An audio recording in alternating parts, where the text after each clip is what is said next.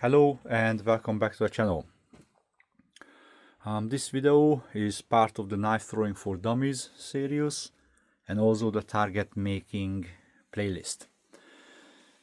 Finally, I have a fresh new target face.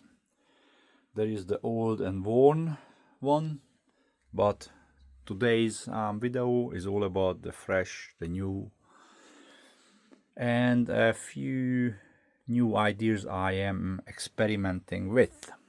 Now, currently I am making my targets with the pressure fitted method, which means there are two threaded rod, one at the top and one there at the bottom, providing tension between the two side frames, pulling the blocks together and hopefully locking them in place.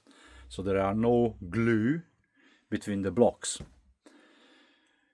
And also there is no screws from the backboard. So this is the target face backboard. There are no screws coming from the backboard into each and every block. Okay, so there is no metal hiding in the middle of my target. Now I am aware that some people construct their targets with those securing screws, but I'm gonna come back to that in a minute. Now, so as you guys know, or those who follow the channel would know by now, that I use recycled timber from dispatch pallets, or sometimes I get lucky and there are some single-use skeleton crates, some kind of machinery or I don't know, whatever, get transported in it, and then it's no longer needed. Now these bigger blocks, they came from a skeleton frame, and the smaller blocks in between, they came from dispatch pallets. So with recycled material, there are a few I should call it problems, but basically the thing is there is no such thing as a free lunch. So there is always a drawback. Okay, now the recycled or single-use pallets, dispatch pallets, they are cheap, and the material they use is, well, not the best, and even the cutting of the material is not the best. So for example, if you can see this here, between this edge and the upright, that's not square. If I take away I step back a little bit, you'll see that the bottom is narrower than the top, and that's a pretty common thing. There's another one exactly the same. The bottom part is narrower than the top part. So most of the blocks are not square. Some of them are slightly twisted as well, and even sometimes the sides are not straight either. Okay, so what does that mean? That the blocks are not fitting nicely together, because I don't use a planer. I just simply cut the beams into blocks and then put them next to each other. I don't run it through a planer or a table, so nothing like that. Now, what does that mean? Well, it means that the blocks are not sitting. Like for example, you can see this corner. This block doesn't want to sit nicely onto the other blocks, surrounding blocks. Here is another example. Okay, now I'm aware of, some people put screws into each and every block.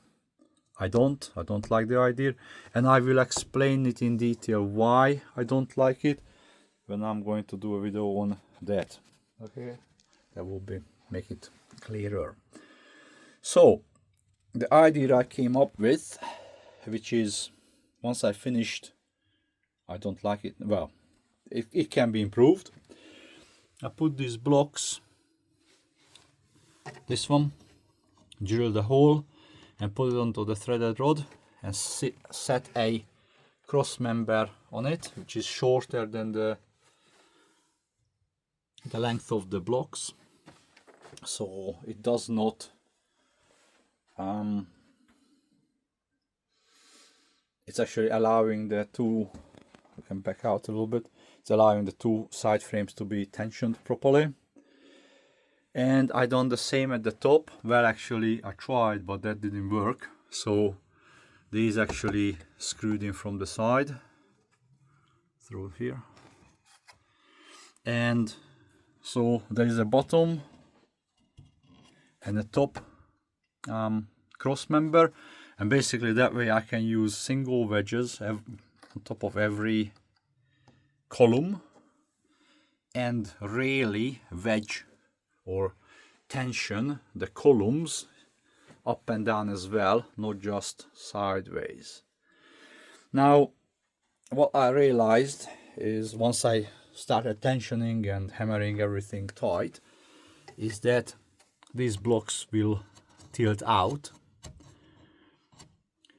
Now next time I would probably use something like this, like a nice piece of aluminium angle, and bolt it onto the frame like so, well, in there, and then set this cross member on top of this, so that would create a better platform. But for now it's good. Now the other thing I discovered the last time I fitted a target is, if I make, so this is part of the frame, this is part of the target face, this is the backboard to the target face, and if I make the backboard bigger, I can just use screws, a couple of places here, there,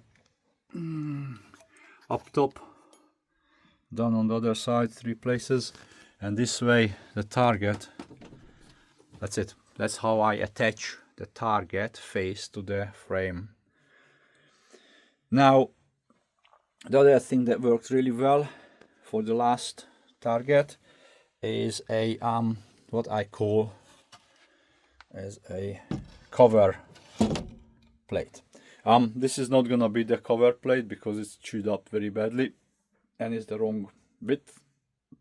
I just wanted to show you that this is how much damage it's sustained while being a cover plate. So yes, this is to save my throwing implements from hitting the threaded rod.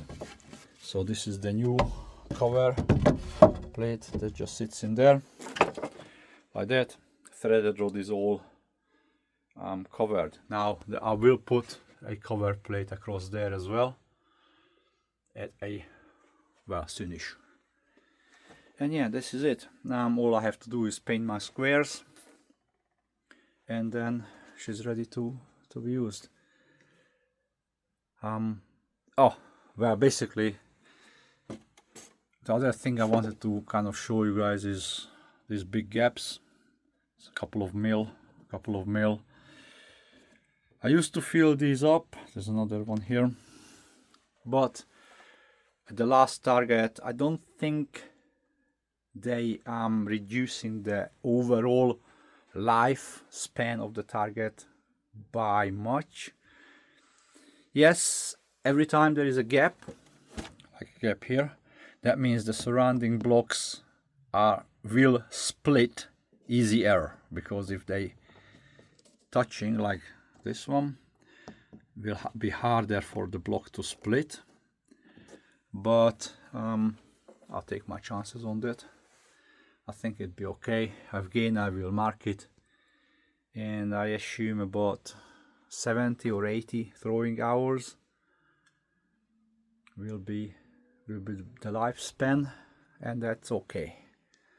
Now for those who don't understand what's a throwing hour, it's basically the physical time I spend throwing at the target. So I try to throw about 3 hours, at least 3 hours a week in 4 or 5 sessions. But sometimes I manage to have 5 hours a week. So yeah, somewhere around 3-4 months. But anyway, thanks for watching. Bye.